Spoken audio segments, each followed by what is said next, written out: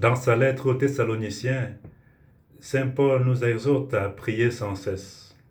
1 Thessaloniciens 5, verset 17.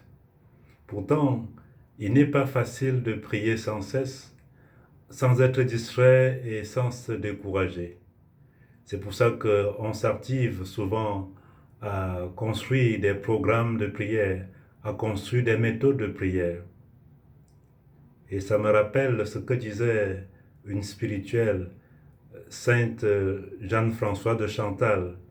Sainte Jeanne-Françoise de Chantal disait, la grande méthode de la prière est de ne pas avoir de méthode. Oui, la prière, au fond, est relation. La prière est un dialogue. La prière est communion. Communication et communion avec Dieu. Je prie quand je pose mes lèvres sur les oreilles de Dieu et quand Dieu pose ses lèvres aussi sur mes oreilles pour que je l'écoute comme il m'écoute. C'est ça, la prière est présence à Dieu, une présence simple. Elle ne consiste pas d'abord en ce qu'il faut faire ou dire, mais en ce qu'il faut être devant Dieu, être devant lui comme un enfant. Vous rappelez le psalmiste, le psaume 130 qui dit « Je n'ai pas le cœur fier ni le regard hautain, mais je tiens mon âme en paix et silencieuse, comme un enfant contre le sein de sa mère, comme un enfant dans les bras de ses parents. Telle est la prière.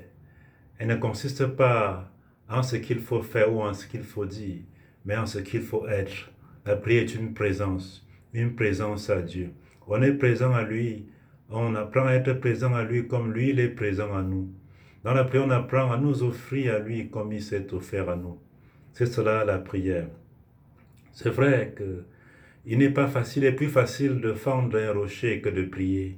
On est toujours distrait dans la prière. Beaucoup d'idées peuvent nous traverser, beaucoup de pensées, parfois des pensées bonnes. Alors, ces distractions ne doivent pas nous décourager.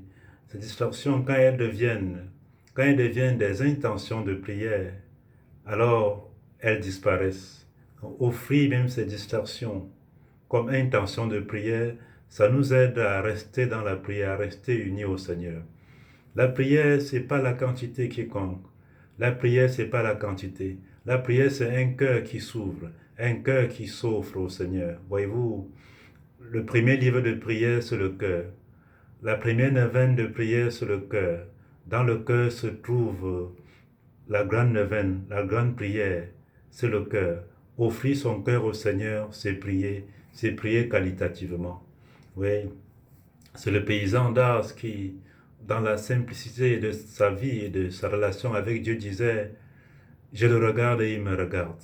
Il avait compris la prière comme un dialogue de regard. Je le regarde et il me regarde.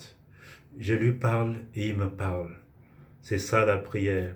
Augustin nous disait que si nous parlons à Dieu quand nous prions, Dieu aussi nous parle quand nous lisons sa parole.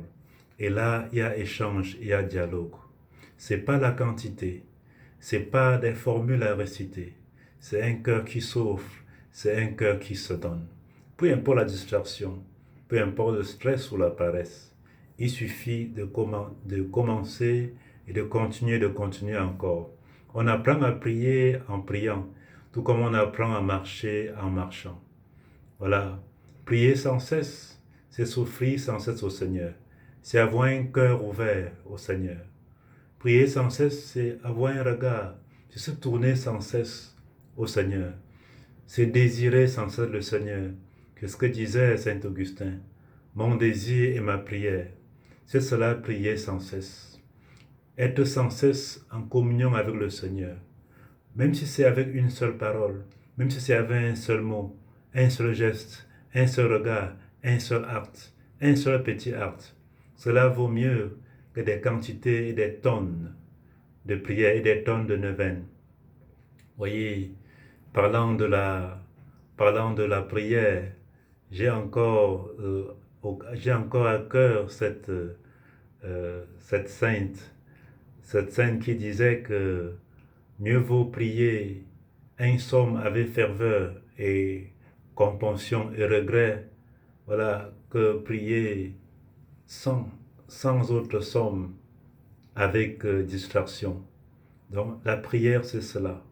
La prière est simple, c'est la simplicité devant Dieu, la simplicité de l'enfant, la simplicité de cœur qui souffre, qui se donne au Seigneur pour l'écouter et pour lui parler.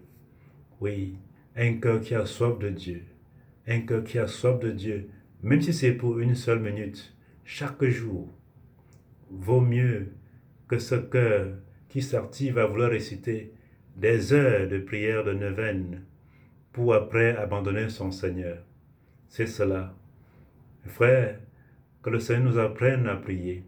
D'ailleurs, il nous dit, vous ne connaissez pas prier comme il faut, mais l'Esprit Saint en vos cœurs intercède pour vous et prie pour vous par des gémissements ineffables en disant, Abba, Père.